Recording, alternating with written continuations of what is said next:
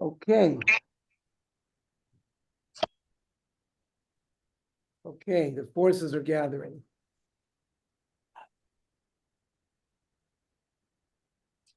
Okay.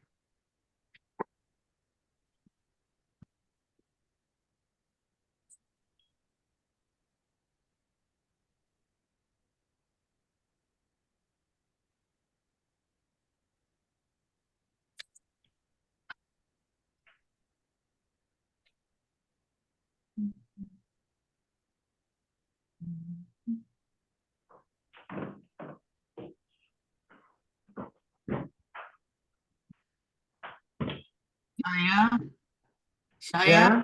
Yeah. how are you? Good. How are you? Could you recommend like a historical book about the period that we're doing now in the Navi? Something more historical? I could. There's only one thing is a lot of this stuff gets into like academic debates, which are very not consistent with a Orthodox Jewish perspective. Mhm. So You didn't do what I said, so I'm not gonna give it to you.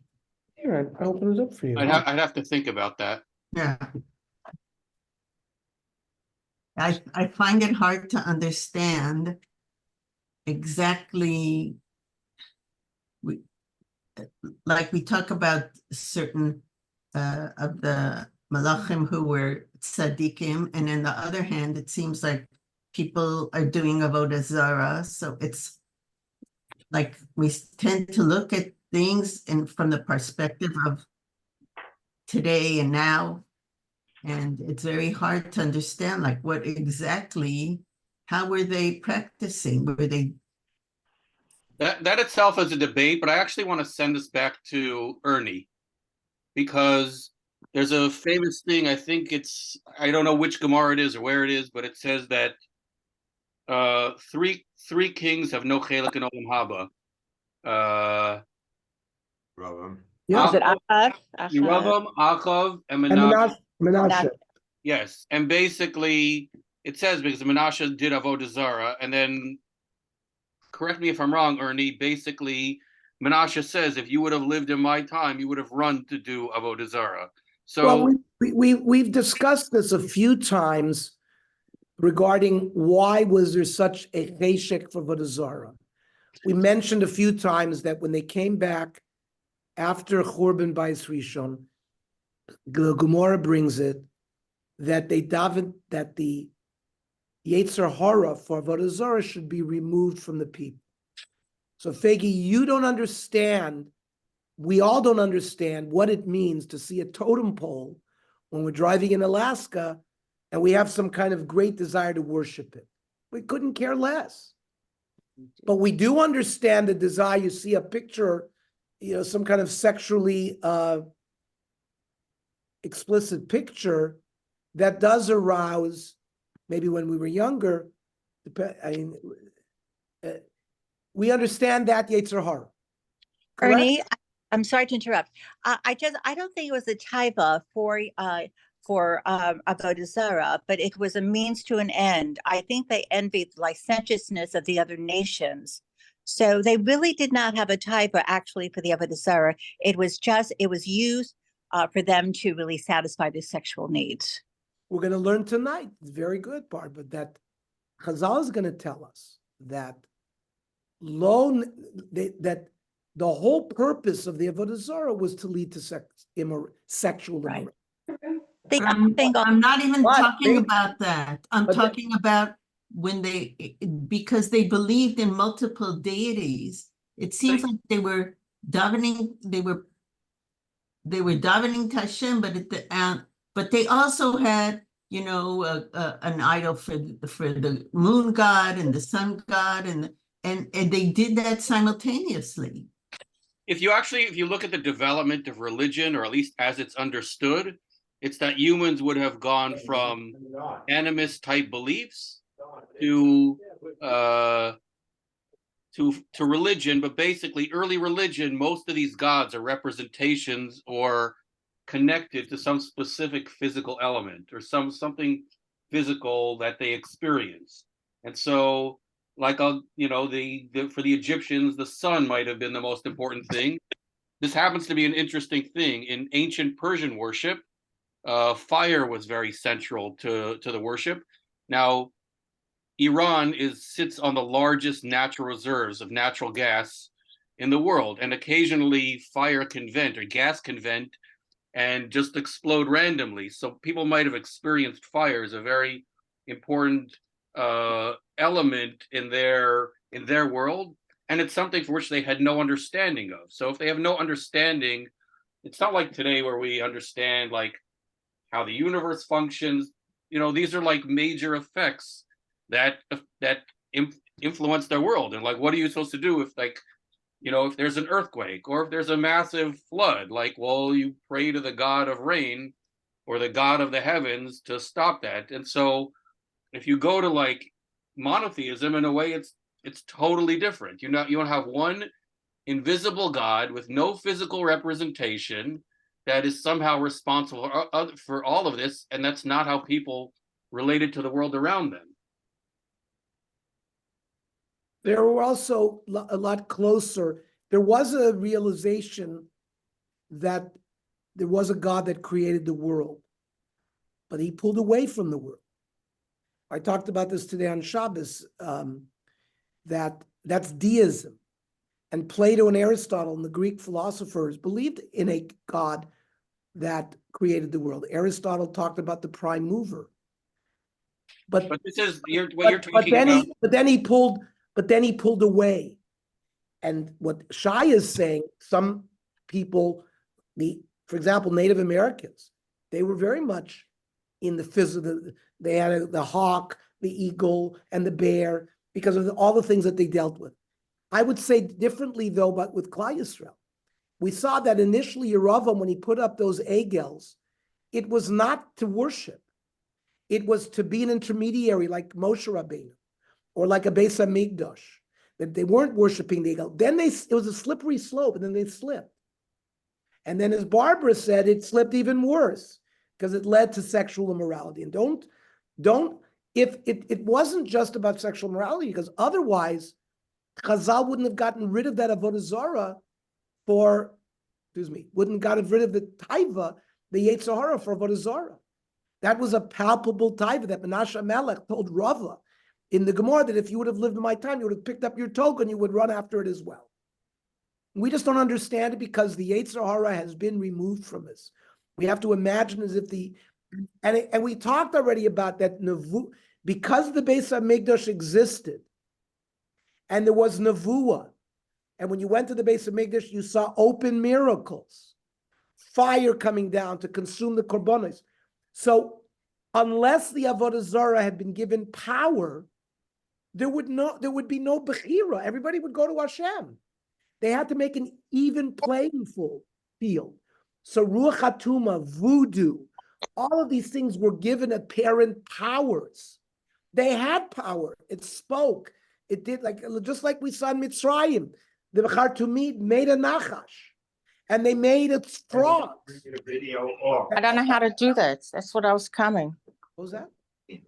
Okay, so the Ruach, the Avodah Zarah had power in order to even the field, so a Jew could say, "Oh, I could go to the Beis HaMikdash, or I could go here.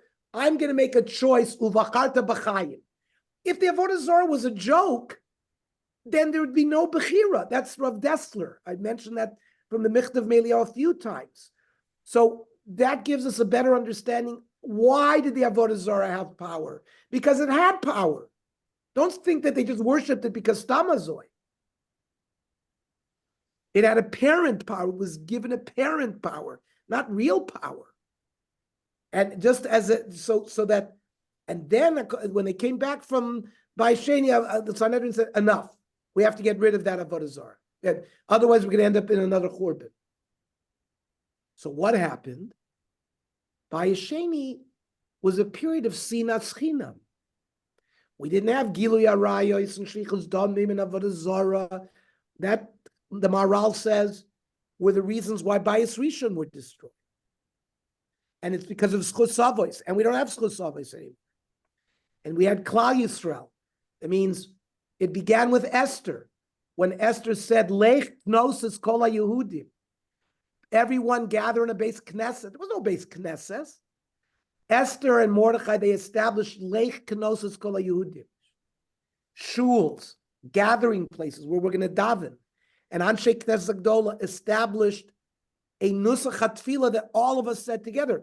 That didn't exist in Bayis Rishon. Chana came and said her own tefillah. Each person came. If they knew what they were doing, they had a good tefillah. If they didn't know what they were doing, they had less of a good tefillah. Anshe Knesset Gdola said, no, we're going to be biyachad. What brought, so we were ba'achdus. Late Knesset Yisrael, says the Maharal, was the koach behind Bayis Sheni. So what broke that? Sectarianism. Prushim versus the Tzdukim. The Essenes versus the Sadducees versus the Prushim. Versus Aristobulus versus Hyrcanus. Civil war between the Maccabean kings, which eventually brought Rome in as, because Aristobulus brought the Pompey as his ally, and once the Romans were in, so then we had Roman kings, and then we ended up being destroyed by Rome. That's history. That's the history of the Jewish people in Israel. So so hopefully we'll get there. We're going through now a period of Melachim where we see, but we're not going to see the same thing when we learn Daniel, God willing, or Ezra, Nehemiah. We're not going to see the same attachment to Avodah Zarah, and we're going to learn because they got rid of that Avodah Zarah. They got rid of the taiva for Avodah Zarah. So right now, Fegi, we have to put ourselves into a spiritual matzav. We don't know the historical times. Remember, the first historian that is recognized as a historian is Herodotus, who was a Greek who lived 450 BCE, who wrote about the Persian-Greek wars. And then Thucydides, who wrote about Athens and Sparta 100 years later. The Odyssey and the Iliad, written by Homer, was literature. And that comes from 800 BCE. We're talking about where we are now is 900 BCE. So there is no written literature. The only written literature is what we're learning now. So, Fegi, you asked for Josephus Flavius wrote about the history of the Jewish people. He wrote about it in the year 30 CE. Now, he's 2,000 years ahead of us, but he's 900 years behind this. So that's that. I'm giving you historical context in terms, Herodotus didn't write anything about the Jewish people, but he's the first historian that recorded history. They went into battle with the Spartans and the Persians and Xerxes, and he came with 300,000 people, and he describes the reasons for the wars, et cetera, But that's 500 years after this. So we have Chazal. Now, Chazal received a Masorah over the hundreds of years, and that's what we're learning to try to explain some of this. But it's not a historical explanation. It's more a spiritual explanation. I don't know if it's entirely accurate to say that there was no history, because you have monuments, you have recorded. Oh, you have archaeology, Shaya, you have archaeology that now is being exposed. I'm talking about written history. I mean, you have the Gilgamesh epic that's written on a stele, right? Yes. Yes, there are written things. I'm talking about a comprehensive history written by a historian. Yes. That's what I mean. Yes, there are. Shaya has been sharing with us things that have been mined by archaeologists that go to a site and try to find scripts, texts, artifacts, try to give us an idea of how people lived at that time. I think Fegi's trying to ask deeper questions. How did we fall into this? Why? Who? So I think Chazal to resolve some of the questions that you've had. But even the level of morality, when you say David HaMelech was a tzaddik and what he did with Bathsheba, if we think of a tzaddik, if we think of the Chafetz Chaim, we never would have, never in a million years would we think that he would do such a thing. So Yeah, but the Chafetz Chaim would say that I don't come to the fingernail of David HaMelech. David HaMelech wrote Tehillim Beruach HaKodesh. And we have to be so careful how we judge our ancestors, you know. You could talk about dysfunctionality of our avos. I think we have to realize that they are such a high madrega.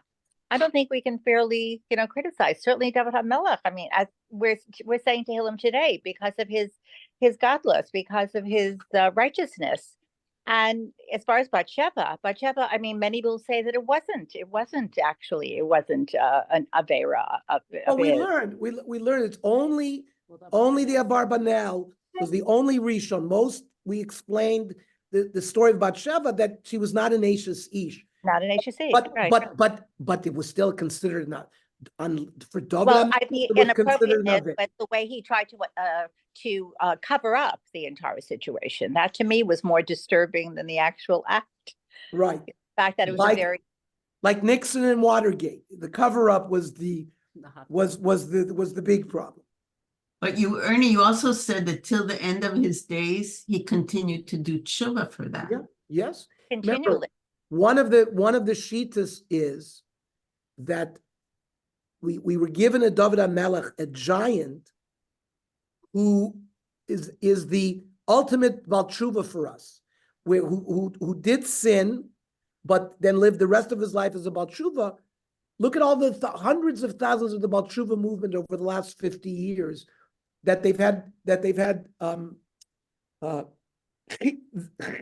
chizuk from studying about David HaMelech.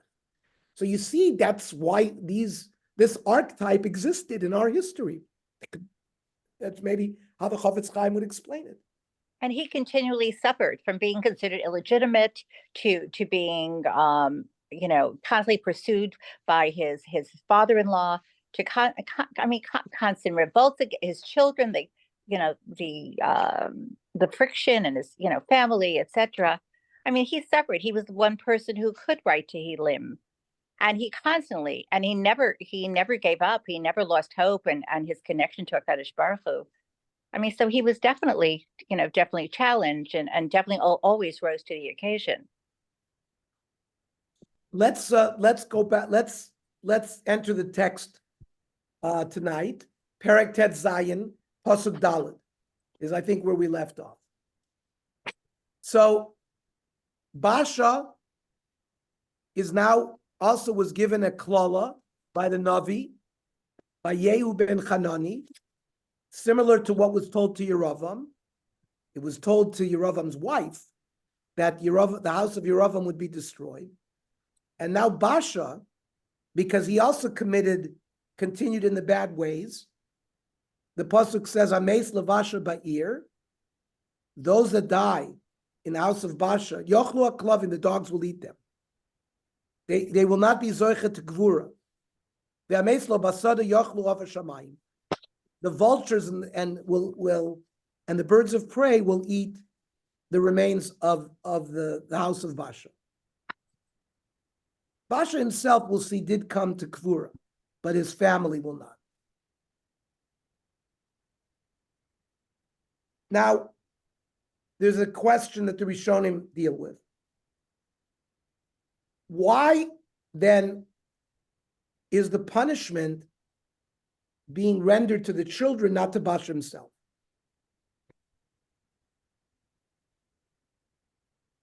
One approach, and it happened to Yeravam too. Yeravam himself was Zoicha L'Kvura. So why Yeravam and Basha, they did not get punished, only their children. So some want to say like this: HaKadosh Baruch Hu gives Rishayim good in this world. He pays them off because he wants to wipe them off in Olam Haba completely. So that's the worst punishment. Sometimes the punishment of a child is even worse for a parent than punishment on his, on him. Here we Exactly. go. Barbara, we're going to say exactly that. It says, Mishalem lisonav el panav la'avido. Rashi says, B'chayev mishalem lo gmulo atov. A Rasha gets paid in his life, paid off, he gets his reward. Kidei lavido min olam haba. So that Hashem can wipe him out completely, eternally. This world is 70 years. Eternity is eternity. So you want to be around for eternity. Like we learn in Pirkei Avos. This world is a prosdor la'olam. It's the antechamber. So the kings were such great Rishayim that HaKadosh Baruch Hu didn't want to punish them in this world. Because he didn't want to take away from the punishment in Olam Haba. So that's one approach. And then Rav Schwab says what Barbara says. Ha'oinish la neshama b'olam ha'emes, biros b'neihem b'tzoros, hutzar gadol neshama yoisra mikol oinish b'olam hazeh. I'm going to translate. The oinish that a neshama has when it's in the next world, when it sees its children having sorrows, is the greatest pain that a neshama can have. And the Mesim know what's going on in this world. This is what Rav Schwab says. HaMesim yoidi ma shekora ba'olam ha'tachton umitztarim k'shebneihem nenoshim. And they're in pain when the children are punished. So that is absolutely a powerful answer to why Yeravim and Basha, they themselves were not punished, but the children were punished. Listen to the opposite, what the Sfas Emes. Sfas Emes was the Gera Rebbe. He died 1910, something like that. He said, Shad Tzadiki Margishim Hatov Livneim. So the opposite. Tzadikim in the Olam HaEmes, they feel good when good things happen to their progeny. V'arishoim Margishim Hara. And the Rishoim, understand when bad things are happening to their progeny. Uleficha kan kiblu elo Rishoim ha'oinish b'olam ha'emes, b'mar she'ergishu tsar she'neragu es b'neim v'chol mishpachtam. Yeravam and Basha, these Rishoim, felt the pain when they were in the Olam HaEmes, when their children were killed and their family was wiped out. Hey, so that's, I think, what Barbara said. Hey, V'yeser divrei Basha, v'asharaso gvuraso, other details of Basha, Elohim ksuvim al sefer divrei Yomim Malchei Yisrael. These are also written in the historical books of Malchei Yisrael. Vayishkav Basha mavoiso, vaykaver b'tirtza, vayimloch Eila b'no tachtav. Eila ruled after Basha. V'gam biyad posuk zay. V'gam biyad Yehu ben Chanani Hanavi. Var Hashem hayal Basha v'albeito. The words of Yehu ben Chanani that he had for Basha and his family. V'al kol ha'roa asher asa b'nei Hashem, and the evil that Basha did, lachiso b'masri yodav, to anger Hashem, lios kevetz Yeravam, to continue in the evil of Yeravam, v'al asher yikahuso, and the fact that Hashem punished him.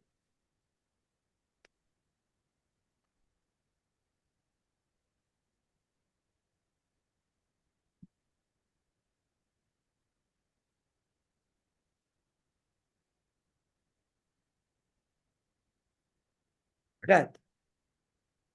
Bishnat 26 shana la'asa melech Yehuda. Malach Eila ben Bashal Yisrael b'tirtza shnasayim. Remember, Asa the tzaddik ruled for a long time. We're tracking the various Israelite kings according to the rule of Asa. We just said Eila, the son of Basha, ruled in Tirza for 2 years. Vayikshor alav avdo Zimri. A conspiracy was done by his officer Zimri, who was Sar Machzi Sarechet. He was in charge of the chariots. V'hu b'tirtza shotesh shikor, beit artza asher alabait b'tirtza. Elah, the king, was in Tirza getting drunk.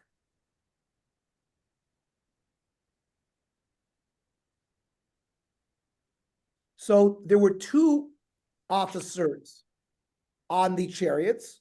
Zimri was in charge of half of them. That's what it means, Tsar Machzi Sareket. And some want to speculate that this was part of the conspiracy to kill him, to get him drunk. So he's not going to be protective of himself when Zimri tries to come and kill him. Now, at this time, the army was in Givton fighting the Plishtim, as we're going to see in a later pasuk. The king, Elah, was not with the army. He remained behind at his palace in Tirza.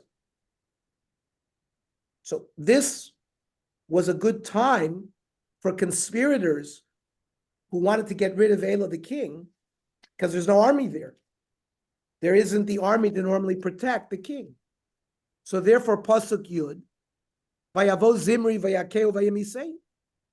Zimri comes and kills him. We mentioned last week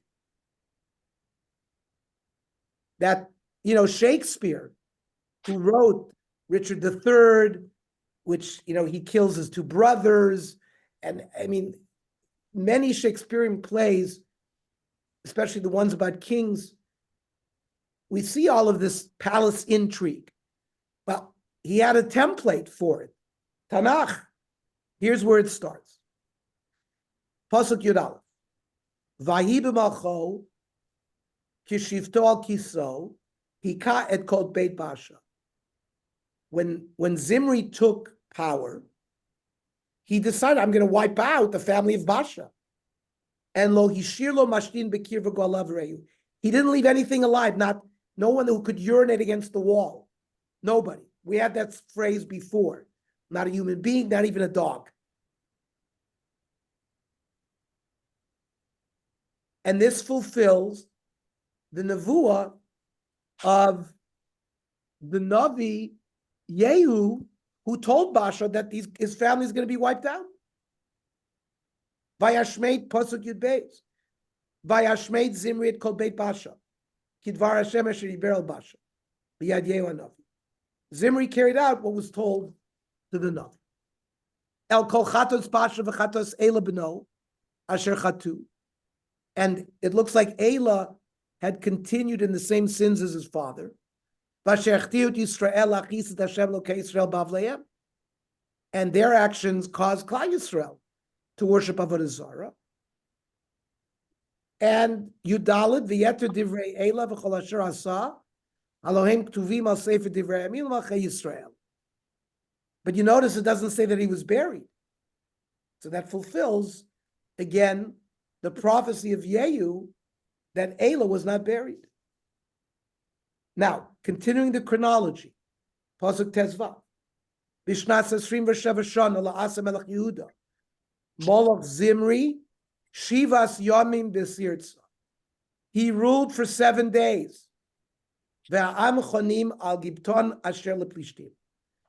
The 10 Shvatim were battling the Plishtim in Givton.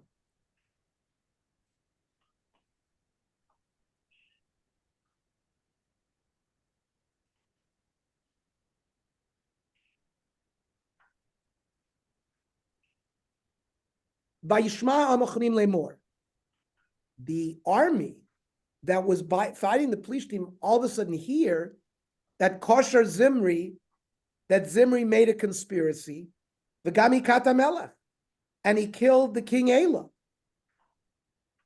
They were upset with this. So vayamlichu chol Yisrael es Omri, sar tzva Yisrael b'yamu b'machaneh.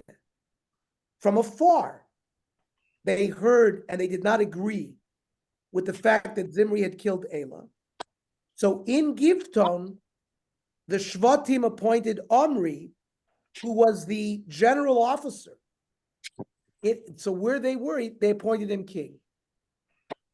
we're not going to allow the conspiracy of Zimri to stand. Vayale Omri v'chol Yisrael imo megivton vayatzru al tirtza. So Omri takes the 10 Shvatim with him from Givton, and they lay siege to Tirtza. Tirtza is the capital city of Yeravam and Basha and Elah. And now Zimri. Vayhi kirot Zimri kinil kedah ha'ir. Zimri sees that they're sieging the city. Vayavo el armon beit hamelech. And they come to the palace. Vayisraf alav beit hamelech ba'esh vayamot. And Omri sets fire to the palace where Zimri is living, and kills Zimri. I think some say that Zimri actually started the fire to kill himself, to save himself from being captured by by them. But Rashi says shenisraf al yedei ma'aseh Omri, that it's because Omri killed him. Why? Rashi says kol hecha shenemar misa hainu shenera, because it says vayamos. Rashi tells us a code. Whenever it says misa, means he was killed. When it says this person was shoichev, hecha shenemar shchiva meis me'atzmo.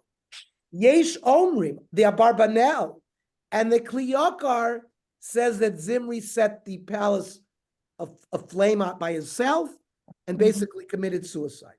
So that's a machlokes. The Abarbanel and Kliyakar hold like that. Rashi and Metzudas David seem to hold that Omri himself killed him. Yutes,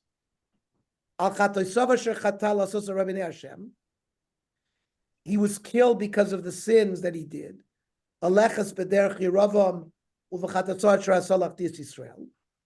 That Zimri continued. Now, maybe he only had 7 days.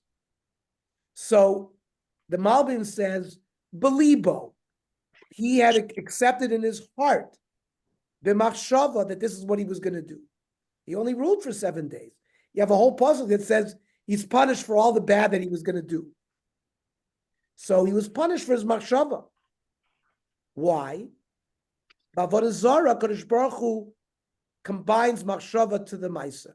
Normally, HaKadosh Baruch Hu, if we think about doing something bad, unless we do something bad in actuality, we're not punished for it. The only exception is avodah zarah. It makes sense. Avodah zarah is an intellectual activity. What is avodah zarah? You're accepting upon yourself some kind of belief. So it makes sense that your intellectual activity, your machshava, would be mitzaref with your maisim. It says in Kiddushin, Masechta Kiddushin, Daf Mem Amud Aleph. L'may dichsiv, why does it say in Yechezkel? Leman tfos is Beisrael beliba, and it's written about avodah zarah. So whoever rejects avodah zarah, it's as if you agreed with the whole Torah. So by being a Jew who every day gets up and says, this avodah zarah is nonsense, you in fact are accepting the whole Torah. So why isn't it like Yehareg Val Yavar and say same thing should be Rishvichas Damim? Avodah zarah is Yahareg Val Yavar. There are 3. Yeah, so that I know that. So, but you're saying that that's the reason that specifically just because of avodah zarah has a separate category, and I'm trying to ask you whether it's based on Yehareg Val Yavar. No, the separate category regarding machshava. Somebody has sexual immorality, machshavos. It's not a great thing, but unless you actually did something, HaKadosh Baruch Hu is not going to punish you for it. By avodah zarah, you are punished. I gave my own explanation, the concept of intellectuality, but the issue of the Yahareg Val Yavar is all 3 of those. That you're supposed to give up your life. Somebody says, "Here, I'm going to put a gun to your head. I'm going to kill you, unless you bow down to this avodah zarah. You're supposed to allow yourself to be killed. Same thing for somebody says, commit adultery or I'm going to kill you. You're supposed to have yourself killed. Or they say, if you're told, kill that person, I'm going to kill you. You have to allow yourself to be killed. That's the concept of Yarg V'al. Now, the Ralbag says, no, in those 7 days that he ruled, he also sinned. The Maisa.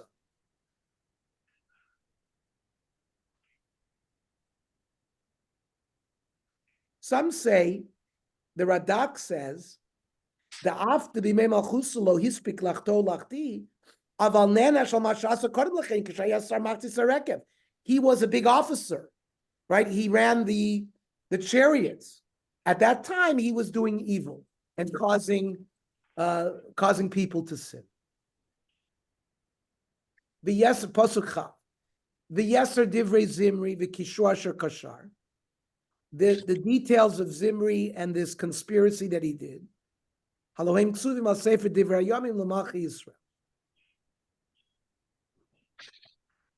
He's considered a melech, and therefore he's written in the Sefer HaMelachim, even though he's only a melech for 7 days. Chaf Aleph. Az yichalek ha'am Yisrael lechatzi. We thought we had already seen divisions in Klal Yisrael. It gets worse. There is now a division within the 10 tribes.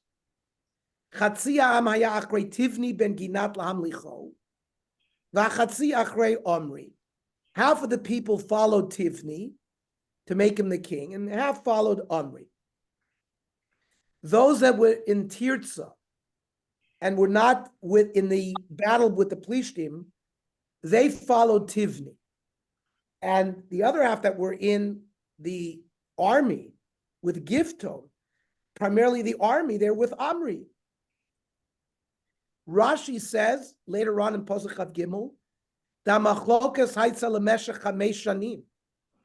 this division between these two people and this whole struggle went on for 5 years.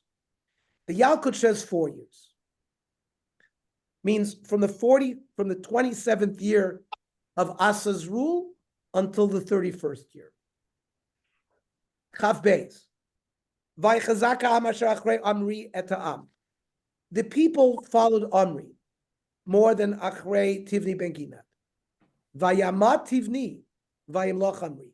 So remember, we were given a code. Vayamat meant he's killed. So we'll have to see who killed him.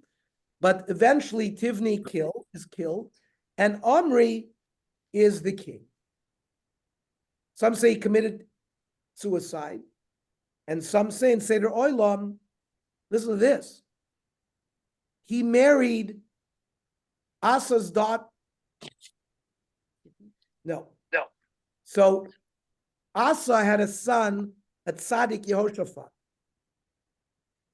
And Asa married his daughter, married the daughter of Omri to Yehoshaphat, who is Asa's son, as a wife. So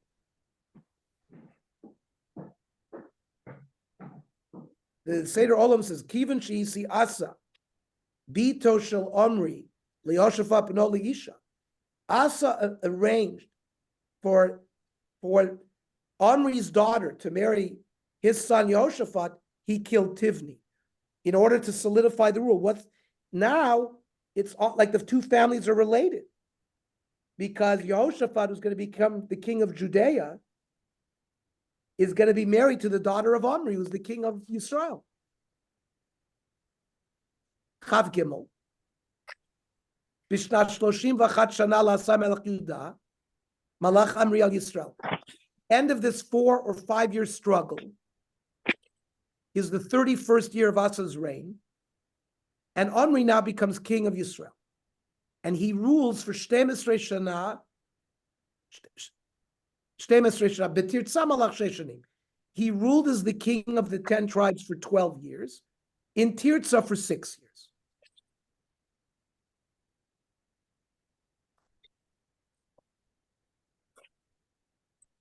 Look at what Omri does. Vayiken et Har Shomron me'et Shemer b'kikrayim kesef. In the 7th year of his reign, this place was not called Shomron yet, but he found a place in the Shomron. Some say he found a place that was already called Shomron. But it was, before it was built up, it was named after a person, Shemer. Shemer was the name of a person. And he bought it with money, and he built a city there. Vayiven et Ahar vayikra Shema Ir Asher Banal Shem Shemer Adonai Ahar Shomron. The owner of this place was Shemer, so it's called Shomron. This is the first time that we see, when we talk about Yehuda v'Shomron, this is Shomron that is built by Omri, and he fortified it, and it's going to become the ear of his kingdom. And it, just like Yerushalayim is the capital of Malchus Yehuda, this city Shomron is going to be the capital of the 10 tribes. The Malbim says, Moira Abdel ben Yerushalayim. Why is Yerushalayim called Yerushalayim? Shenikreit l'zicharon yera'eh u'shleimus.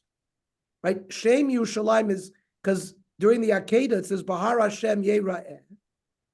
So it's from Yeru, from yera'eh.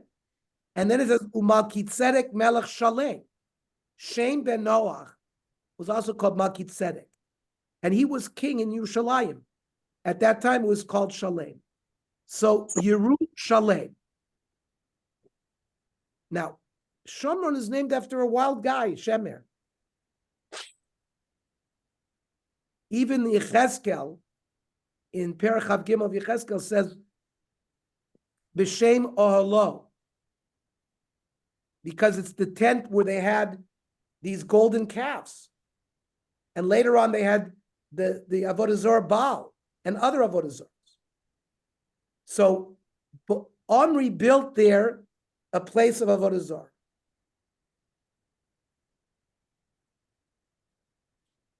Now, we're going to see that from Omri comes 3 kings. Omri establishes a major dynasty. We have to ask a question. What's going on here? We see Omri doing worse things than Yeravam and Baasha did. So this is grappled by Chazal and Masechta Sanhedrin, Kuf Beis Amid Beis. Omri Rav Yochanan. Mipnei ma zacha Omri lemalchus. Mipnei shahosif krach echad be'eretz Yisrael. He built a new city in Eretz Yisrael. Yishuv Eretz Yisrael. Look at the power. It's unreal, unbelievable that it cancels out all the Chatayim. It's Even the Omri Hayarasha Kokach. Ma Malesh will binyan ir be'eretz Yisrael berishus. Even in the city, they're going to do evil there. Sof kol sof, tikein mokom liyishuv eretz Yisrael. Sheba'osid yasu sham mitzvahs. When I learned this, I just had in mind all the pioneers, the Zionists, the secular Zionists. Came in 1890 and 1910. They were not religious. They drained the swamps. And they built Tel Aviv from a nothing. So today there's Koilelim in Tel Aviv. And today there's Torah learned everywhere from a desolate place that was built. So here's Omri the Rasha, who the Gemara says, even though it was built for Avodah Zarah, it's Yishuv Eretz Yisrael. Ernie, can I just add to that? Please. That was one of Rav Kook's things about the Zionists. So when most of Orthodoxy was opposed to Zionism, Rav Kook's core philosophy was that, no, these people are doing the work that will eventually allow Judaism to thrive. So he did not look at it as a negative in the way that many did. Yeah, we see we see it here, but very powerfully, right? Very powerful. Omri.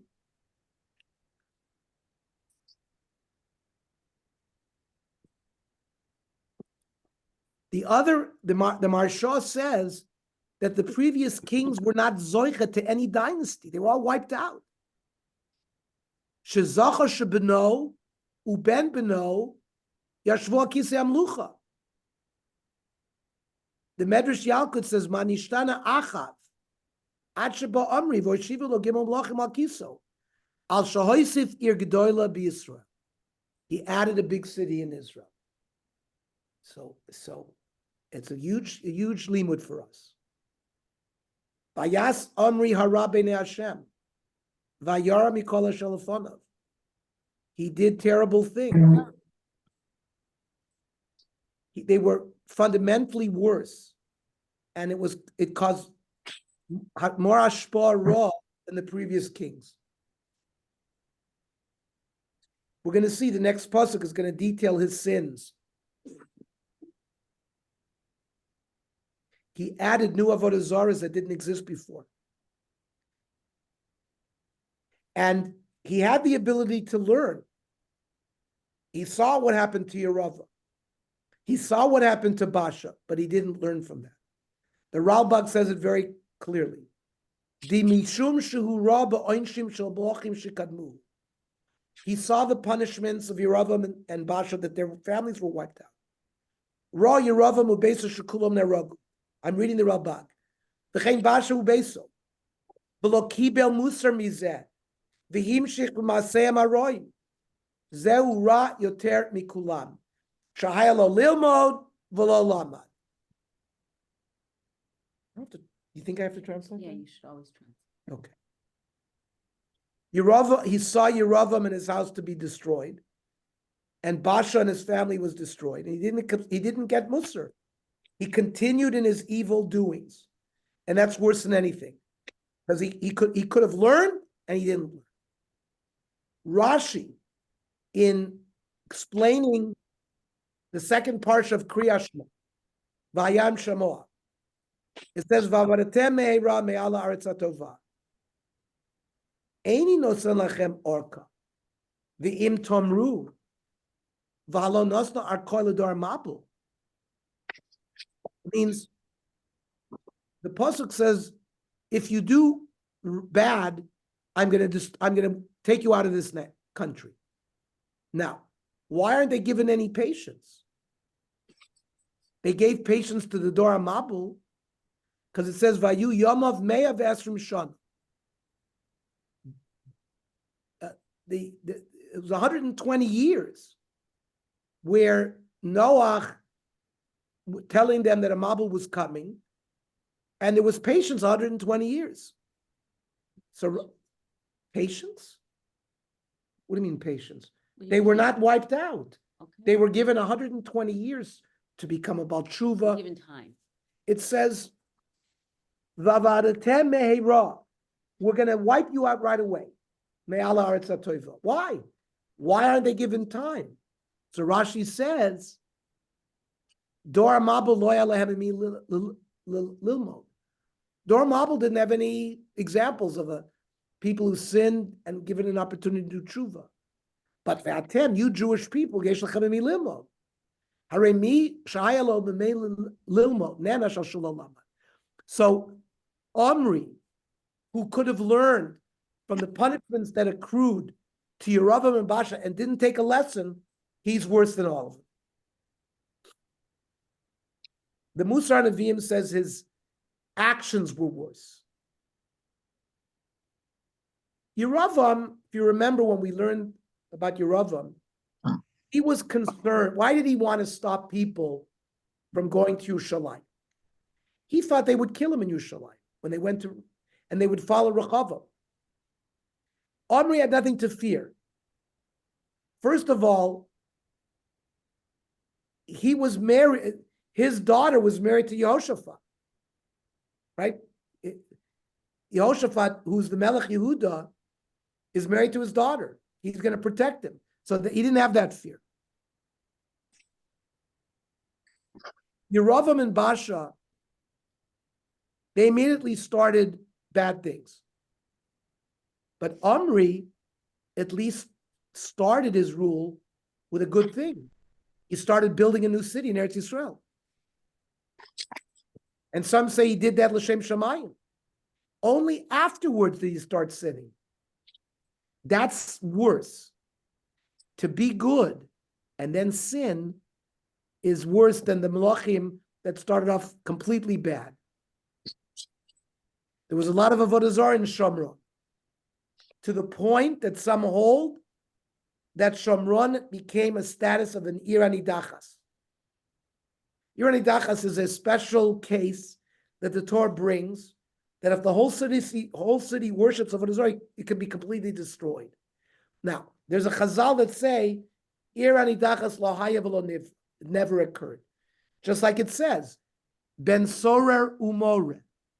There's this whole parsha about a boy who rebels against his parents and he eats, and you take him and you kill him.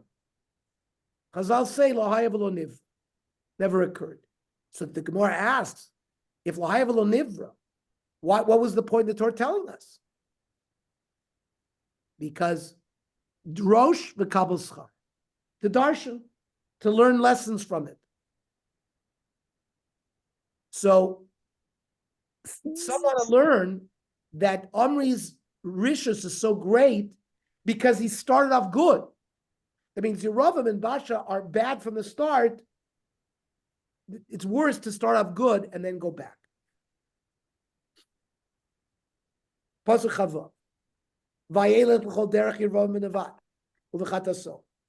And Omri followed in the evil, Asher hechtis Yisrael, and to cause the Jewish people to sin. And la'achis, as Hashem l'keis Rabbav lehem, and to anger HaKadosh Baruch Hu. Chav Zayin. We don't get a lot of detail about most of these kings. It'll change soon.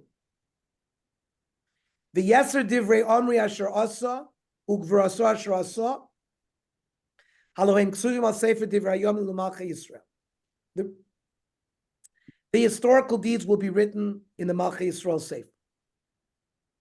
Vayishkav Omri Mavoisav, Vayikaver b'Shomron. And here comes a new character on the stage. Oh, wow. Vayimloch Achav b'no Tachta. Achav HaMelech. Ernie, question about Ahab. Yes. Omri. If he was choti umachti and worse than everybody else, why did he have the zechus of being buried in Mavosav? Because he built Shomron. The Chazal ask more. He's zochet to. He doesn't get the punishments that Yerovam and Basha get, that his family is being wiped out. We're going to see Achav and Achav's son rule as kings, and that's the reward for building Yishuv Eretz Yisrael. He also doesn't get the punishment of being excluded from Olam Haba from Right. Well, remember, I brought a different Chazal that had a longer list. Our list is Yerovam, Achav, and Menashe, which is Talmud Bavli. But a few weeks ago, there's a longer list, and I think Basha's there. I think Omri might be there, but we'll go back to that later on. Ernie, can I just say, Please. regarding building Shomron, is it action or is it intention? You know, he's getting credit where the intention, I don't think his intention was that he was building a city. It was probably for his own kavod, his own self-aggrandizement. Barbara, So Yesh Loimar, the Asa Kain L'Shem Shamayim. Oh, so There are someone those said, that say, it's a machla, there are those that say that he knew what he was doing. It's Yishuv Eretz Yisrael. Go ahead. okay, So there were those who said he that's did. accurate, that it was L'Shem Shamayim. Barbara, I think it's maybe even a bigger limud. That even if he just built it, and he didn't know what he was doing, and he didn't have the right kavanah, but that's how important Yishuv Eretz Yisrael is. Yes, that I'm impressed with. That, so, okay, and he gets a schar for it, okay. And he gets a start. After I Rosh Kol Kach, Lo Nichrasu Zaro, Kimo Shanas Lebeis Yeravam Lebeis Basha, Ki Haya Lo Azchut Shabana Ir B'Yisrael. And it's brought by the Tana de Eliyahu, the Eliyahu Rabbah. Pamachas hayisi Yoshe bebeis hamidrash hagadol shebiyushalayim lifnei chachamim. Amarti lahem, Rabboisai, ma nishtane Omri sartzva melech Yisrael. Why was Omri treated differently? Shekol shayu lefanav lo yishivu melech ben melech. Yerovam didn't have his son rule and another son. Ad sheba Omri v'yoshvu lo shloshes melachim al kiso. After Omri, there were 3 subsequent kings. Omru li lo shama. We don't know. Amarti lahem, Rabboisai, scharo sheiter ir gdola shebi Yisrael. He added a big community, a big municipality in Israel. And his thought was, this so says the Eliyahu Rabbah, Haisabed atosha kashem Yerushalayim lemalcha Yehuda kach Shomron lemalcha Yisrael.